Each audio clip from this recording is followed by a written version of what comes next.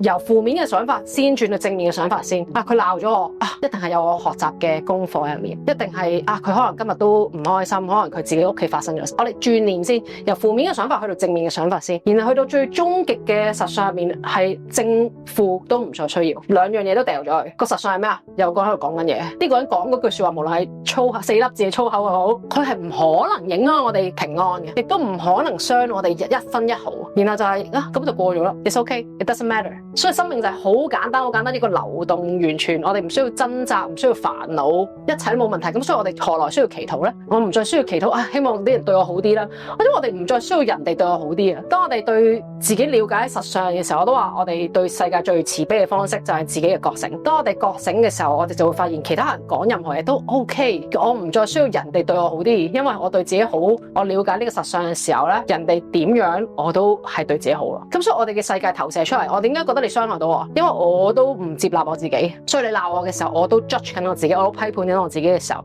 我先至希望你對我好啲。但係如果我冇咗呢個想法嘅時候，事實上我唔再需要任何人對我好啲咯。咁我仲何來有任何嘅祈禱咧？當然我而家淨係講緊人際關係，其實套用喺錢啊、其他嘢上面啊、親子關係啊、伴侶關係啊，任何嘅嘢上面都唔再需要改變，健康啦，一切都 OK 嘅。